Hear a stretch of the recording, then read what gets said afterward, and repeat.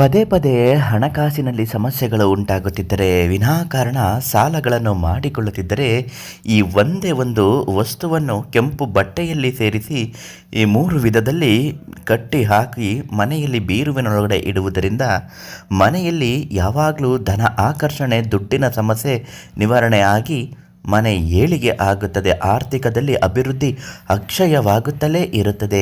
ಆ ವಸ್ತುಗಳು ಯಾವುದು, ಅದು ಎಲ್ಲಿ ಇರುತ್ತೆ, ಇವತ್ತಿನ ಮಾಹಿತಿಯಲ್ಲಿ ತಿಳಿಸಿಕೊಡ್ತೀನಿ.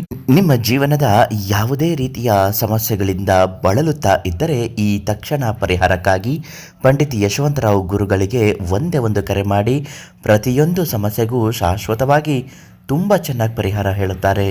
ಗುರುಗಳು ತಿಳಿಸಿರುವ ಹಾಗೆ ಒಂದು ಪುಟ್ಟ ಕೆಂಪು ಬಟ್ಟೆಯನ್ನು 4 ಇಂಚು ಅಗಲ 4 ಇಂಚು ಉದ್ದಕ್ಕೆ ಕತ್ತರಿಸಿಕೊಂಡು ಅದರ ಒಳಗೆ 2 ಕಾಳು ಕರಿಮೆಣಸು ಮತ್ತು 2 ಕಾಳು ಕಲ್ಲುಪ್ಪು ಮತ್ತು ಒಂದು ಇಂಚಿನಷ್ಟು ಅಸಾಧಾರಣ ಬೇರು ಮಹಾವಿಷ್ಣುವಿನ ಪೂರ್ವ ಕಾಲದ ಸಂಕೇತವಾಗಿರುತ್ತದೆ.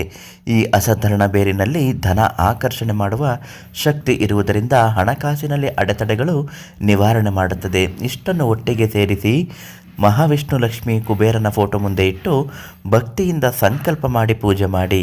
ದುಡ್ಡಿನ ಸಮಸ್ಯೆಗಳು ನಿವಾರಣೆ ಆಗಲಿ, ಹಣದ ವ್ಯತ್ಯಾಸಗಳು ಕಡಿಮೆ ಆಗಲಿ, ಮನೆಯಲ್ಲಿ ಹೇಳಿಕೊಳ್ಳಲಾಗದಂತಹ ಯಾವುದೇ ರೀತಿಯ ಸಮಸ್ಯೆಗಳಿದ್ದರೂ ಪರಿಹಾರ ಆಗಬೇಕು, ಕಷ್ಟಗಳು, ಸಾಲಗಳು, ಒತ್ತಡಗಳು, ಜೀವನದ ತೊಂದರೆಗಳು ನಿವಾರಣೆ ಆಗಲಿ ಅಂತ ಅದನ್ನು ಪುಟ್ಟ ಮೂಟೆಯ ರೀತಿಯಲ್ಲಿ ಕಟ್ಟಿ ನಿಮ್ಮ ಮನೆಯಲ್ಲಿ ದುಡ್ಡು ಇಡುವ ಜಾಗದಲ್ಲಿ ಅದನ್ನು ಇಡಬೇಕು. ಬೀರುವಿನ ಒಳಗಡೆ, ಗಲ್ಲಾಪೆಟ್ಟಿಗೆಯಲ್ಲಿ ವ್ಯಾಪಾರ ಮಾಡುವವರಾಗಿದ್ದರೆ ಈ ರೀತಿ ಇಡುವುದರಿಂದ ಮನೆ ಏಳಿಗೆ, ಪ್ರಗತಿ ತುಂಬಾ ಬೇಗ ಆಗುತ್ತದೆ.